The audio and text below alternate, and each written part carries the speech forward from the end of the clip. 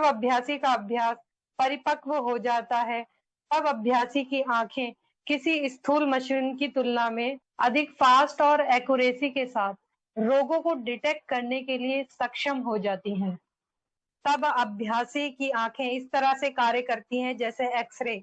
वो किसी भी व्यक्ति के शरीर में पता लगा सकता है कि उसको क्या रोग है और कहाँ पर रोग है।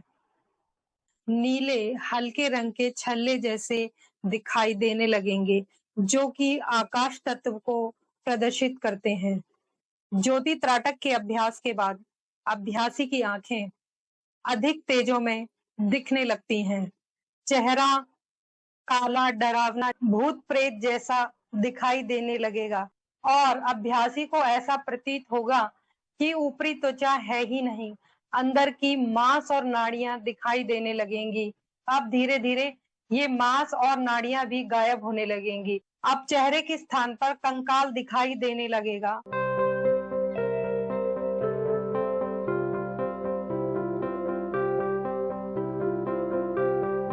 इस वीडियो में दर्पण त्राटक और ज्योति त्राटक के विषय में विस्तार से चर्चा करेंगे।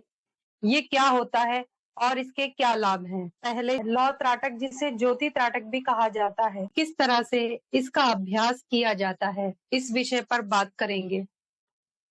कुछ अभ्यासी लौ त्राटक का अभ्यास शुरुआत में ही करने लगते हैं, जबकि ऐसा नहीं करना चाहिए। पहले बिंदु त्राटक का अभ्यास कम से कम 30 से 40 मिनट का होना ही चाहिए।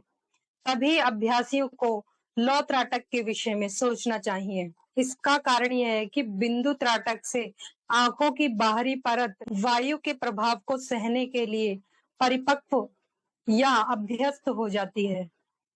जब किसी अभ्यासी को लौ त्राटक का अभ्यास करना हो तो उसे दीपक यानी घी का दीपक या मोमबत्ती पर ही अभ्यास करना चाहिए। अन्य किसी लौ पर अभ्यास नहीं करना चाहिए। इसका कारण यह है कि इसमें कार्बन मोनोऑक्साइड निकलती है, जो कि अभ्यासी के लिए हानिकारक होती है।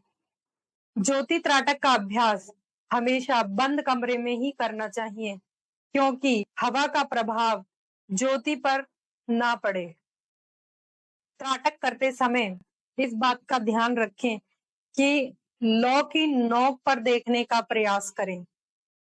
जब अभ्यासी का अभ्यास 20 से 25 मिनट का हो जाएगा, तब अभ्यासी को धुएं जैसा रंग दिखाई देने लगेगा, जो वायु तत्व का कारण होता है।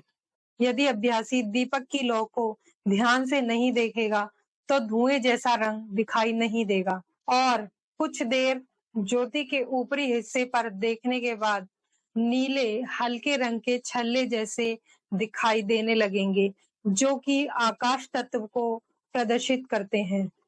ज्योति त्राटक के अभ्यास के बाद अभ्यासी की आंखें अधिक तेजों में दिखने लगती हैं। अब मिरर त्राटक के विषय में बात करेंगे। इसके लाभ और विधियों पर विस्तार से चर्चा करेंगे। इसका प्रभाव अभ्यासी के मन पर पड़ता है। अब इसकी विधि के विषय में चर्चा करेंगे। मिरर त्राटक का अभ्यास बंद कमरे में ही करना चाहिए। अब एक बड़ा मिरर लें, इसे एक दीवार पर लटका दें। इसे इस तरह से लटकाएं कि जब आप आसन पर बैठें, तब आपका चेहरा इसके सामने दिखाई देना चाहिए।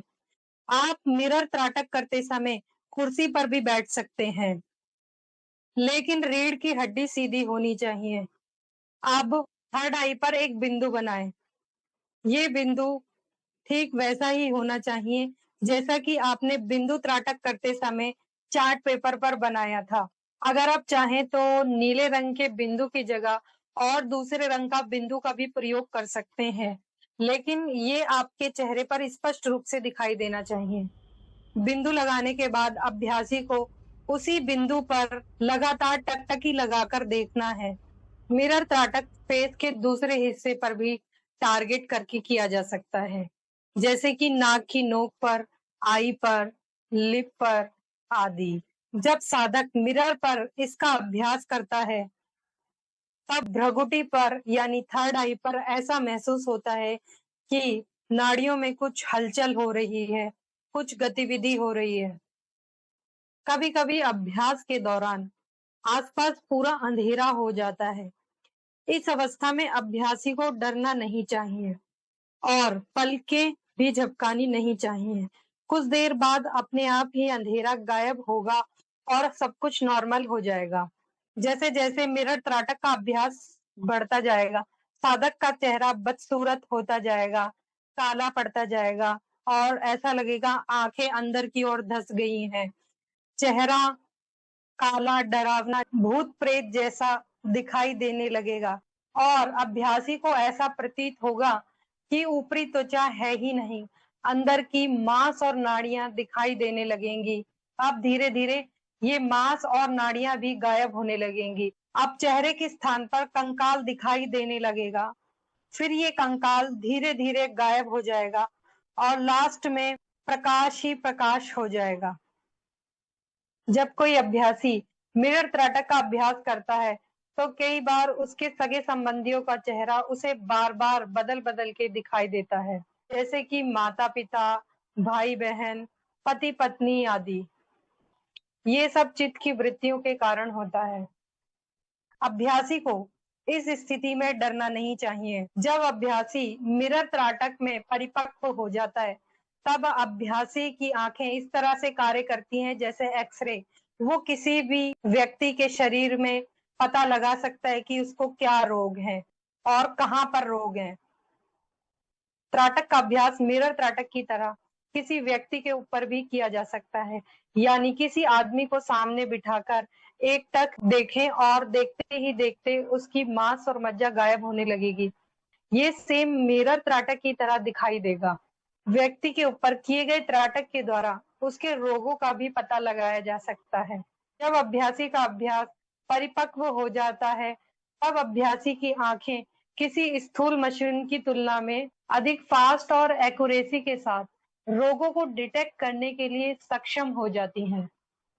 मिरर त्राटक के अभ्यासी समझ ही गए होंगे, जितना सुंदर हमारा चेहरा दिखाई देता है, उतना होता नहीं है। यानी जितना ऊपर से सुंदर है, अंदर से उतना ही कुरूप है।